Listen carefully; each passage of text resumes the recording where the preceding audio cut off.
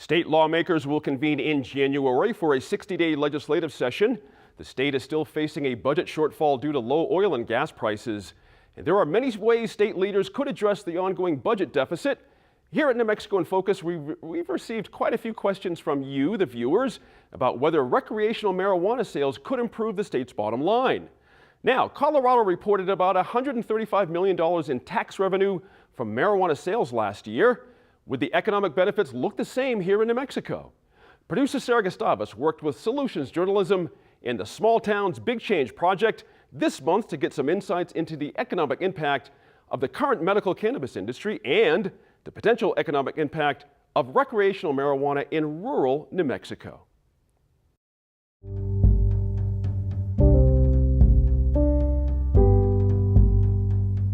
Las Vegas is an average northern New Mexico community. It's a quiet place that's home to about 14,000 people. In the old Wells Fargo Bank branch, New Mexican operates a dispensary for medical cannabis patients. The wood floors and tall ceilings remind visitors of the past influence of the railroad era. Store manager Dennis Fresquez grew up here, and like a lot of young people today, didn't see many options for himself in rural New Mexico after high school. In 1982, I joined the service, 17 years old. I felt that I wanted to get out of town. And actually, I wasn't in Las Vegas. I was living in Farmington at the time. And not being in my hometown, I really thought I just wanted to get away. The military was a way to get out. It allowed me to join at 17. I'd gotten my high school diploma. Fresquez spent 26 years in the Navy. After returning home, he became a certified mechanic and taught automotive classes at New Mexico Highlands, but found he couldn't really make a living. Teaching is great. I love students. I get excited off their excitement when they want to learn. Unfortunately, the community college here only had adjunct positions, which is part-time, and I needed a full-time position. And it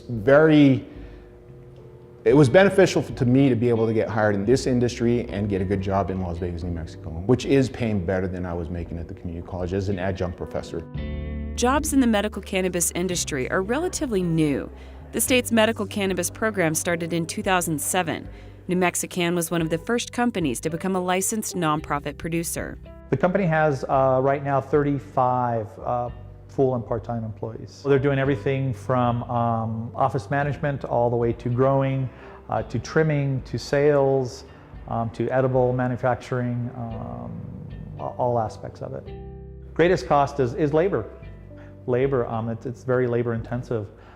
From the trimming aspect of it, from the growing aspect of it, manpower. There are machines that you can buy, but those machines that you buy are very expensive machines. And for me, within the aspect of the labor, it is a plant, and rather than throw it in a machine and have it be moved through a machine and through a process line, it works to have it handled and touched by human hands. New Mexican grows in Santa Fe. Gonzalez and other producers say they're struggling to meet patient demand. Although enrollment in the medical cannabis program has doubled in recent years, producers can only grow a maximum of 450 plants at a time. Earlier this year, the Department of Health approved 12 new producer licenses. That brings the total number of producers up to 23. Most are in Albuquerque and Santa Fe, but 7 Point Farms works land south of Albuquerque. Jarrett Hines-Kay was a molecular biologist at UNM who saw an opportunity to focus on the health of the soil and the environment while growing cannabis. We're on a 16-acre farm here in Bosque, New Mexico, and there is up front about 3 acres, which is dedicated to vegetable farming. And we have a young woman, Molly, from Four Moon Farms, who farms up there. And then we have about 6 acres that is enclosed, and that's where we produce medical cannabis. And then we're standing now on our back 8 acres, which we leave as a natural habitat.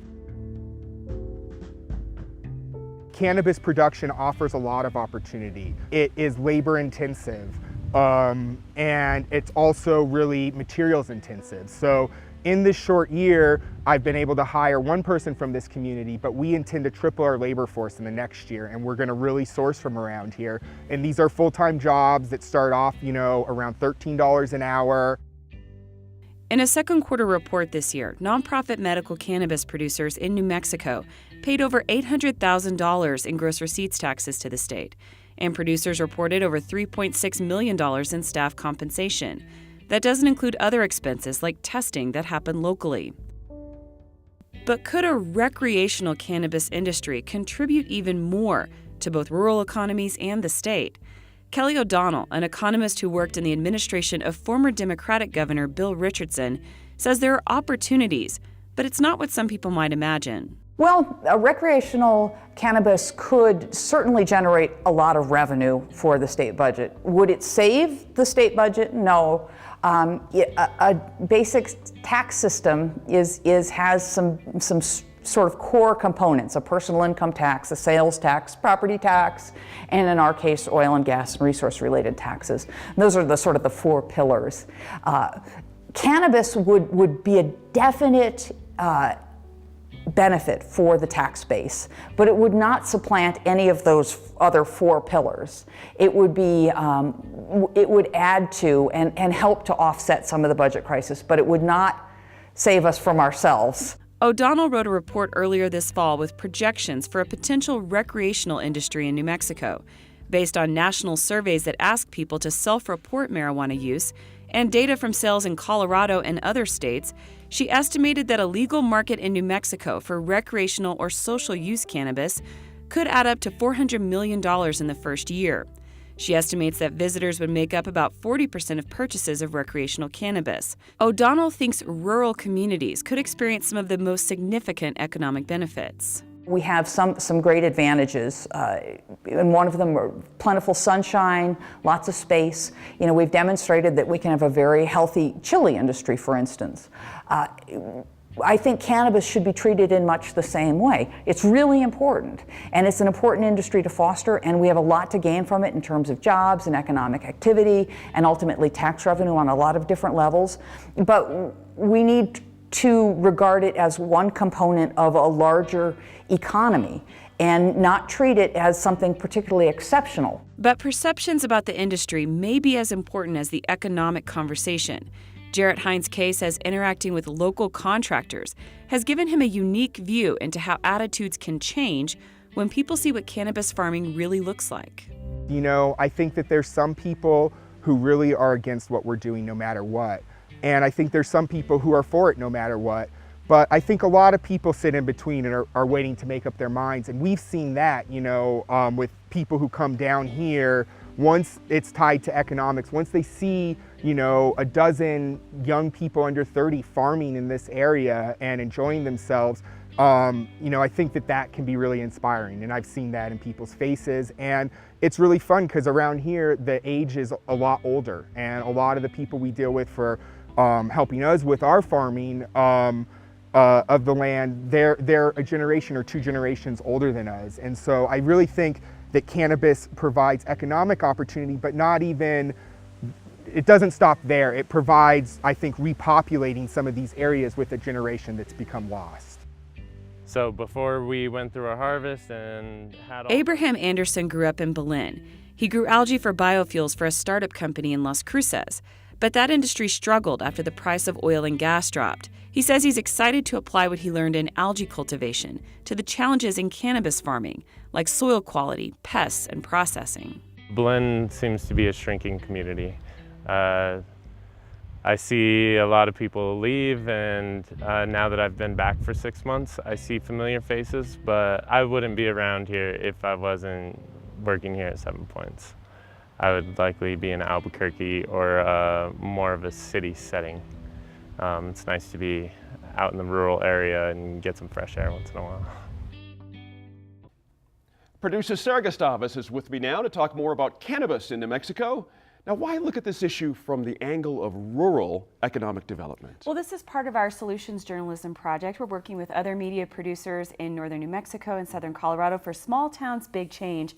And our focus is rural communities. We had a story earlier this year on education, the digital divide and how Farmington is addressing that, a story on opiate addiction in Espanola. And so this was an extension of that. And we said there's so many things that we can cover, but this is an interesting angle. How is the medical cannabis industry contributing economically to local communities, and how might the recreational industry contribute if that law was passed here in New Mexico?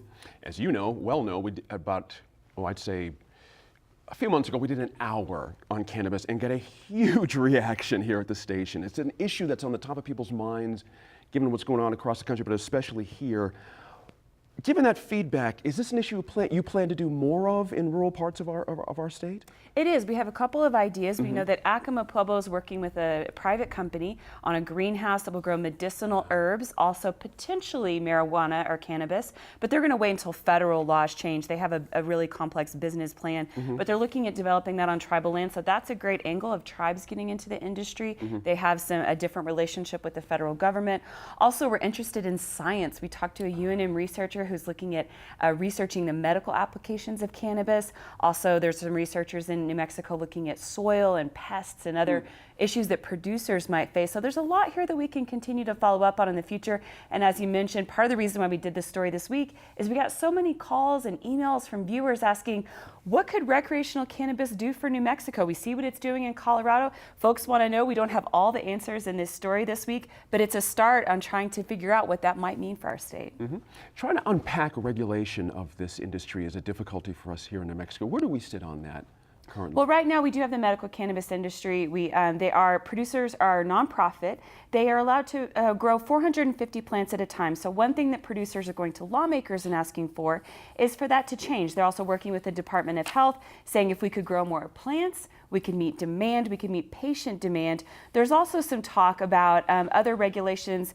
In past legislative sessions, there has been a recreational law introduced, didn't go very far. Not any signs that it's going to go very far next year, but it's something that folks are starting to talk about. About recreation in the law, that's an interesting point there.